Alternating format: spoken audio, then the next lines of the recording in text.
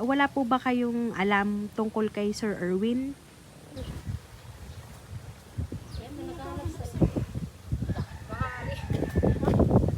Hello po, ma'am. Ma'am, magandang umaga po. Ma'am, nakausap niyo na po si Sir Erwin? Hindi pa kanina. Apo. Kanina nag-chat lang. Opo. Kasi po may pinapadala po siya kasi dito. Ari po ay galing po sa agency nila.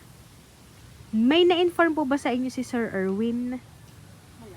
Wala po. May pinapadala po kasi sa inyong letter po yung agency. Parang ito po yung alam na ni Sir Erwin kasi napasahan na din siya ng agency nila. Wala po ba kayong alam tungkol kay Sir Erwin?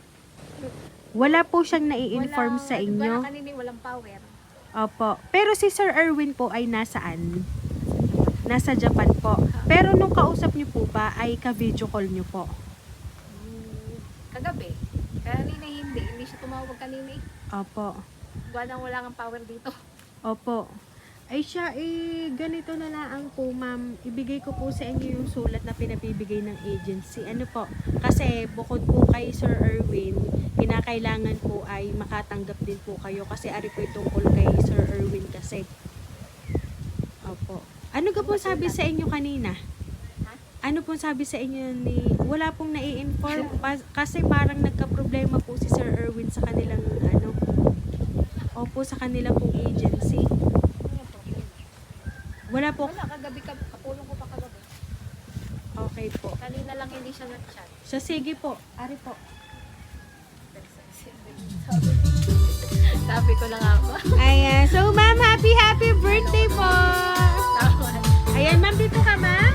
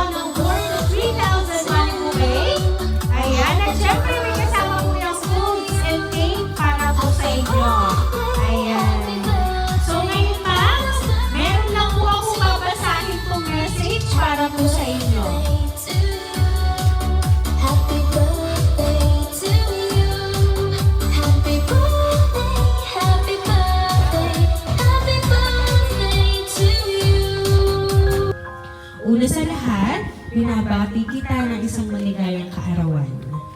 Alam kong hindi mo inaasahan ang padali kong ito. Dahil sa tuwing mapapag-usapan natin ang ganitong mga pa-surprise, ay hindi ako interesado. At ako yung taong hindi mahilig mag-surpresa. Ngayon, alam ko na mahirap para sa iyo at sa mga bata ang desisyon kong mag-abroad pero pinayagan mo pa rin ako. At sabi mo nga ay para naman sa kinabukasan ng mga bata, kaya okay lang. Lubos din akong nagpapasalamat sa iyo at pinakaya mo na ang pagsabayin ng iyong trabaho at pag-aalaga sa ating makukulit pero cute na mga anak. Kahit na minsan ay hindi tayo nagkakasundo, ay ikaw naman ay mahal na mahal ko. Sadyang yun ang flavor ng buhay ng mag-asawa. Parang 2-in-1 coffee. Pinaghalong tamis at pait. Lagi sana kayong mag-iingat dyan at palagi mo maalagaan ng mga bata natin at ako naman dito ay gayon din. Konting tiis lang naman at tayo ay magkakasama-sama naman. Palagi mong tatandaan na mahal kita. At ngayong kaarawan mo, sana inapasaya kita sa aking munting regalo. Hiling ko na sana ay mabawasan ang stress na hindi kami nadadamay ni Ate sa Farah. Siya hanggang dito na lang at medyo napahaba na at nakakahiya na sa tagabasa.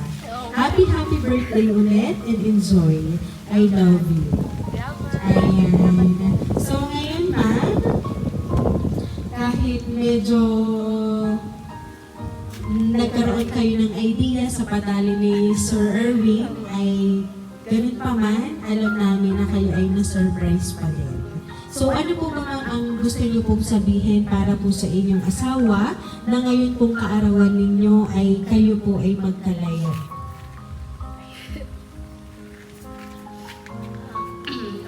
Erwin, maraming salamat sa iyong padali-alay. Talaga ako yung surprise. Salamat ha. Kahit nga tayo minsan hindi kakasundo, alam mo man naman pa rin kita. Love you. Salamat. Ayan. Sabi nga po ni Sir Erwin, minsan na daw po ay hindi man kayo magkasundo, ay palagi niyong tatandaan na mahal na kayo. At sadyang gayon po ang flavor daw ng buhay, parang 2-in-1 coffee, pinaghalong tamis na may kasamang pait. Ayan. So ma'am, once again po, happy birthday!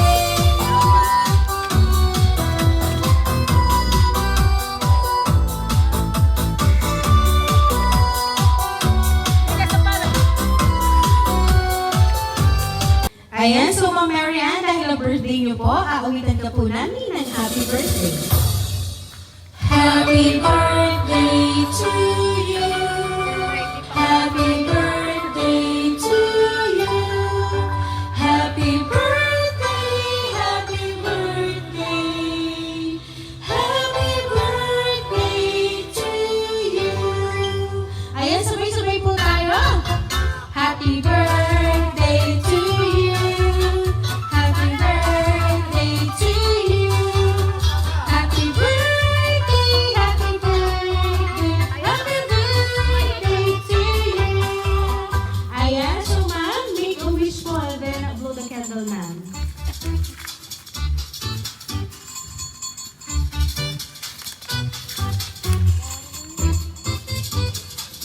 Ayan, so Ma'am Mary Ann, once again po, happy birthday! Ayan. At kami lang po ma'am ay magpapakilala po para po sa inyo. Kami po ang Rain Surprise Delivery all the way from Barangay Calicanto, San Juan, Batangas. At muli ka namin ma'am binabati ng happy birthday!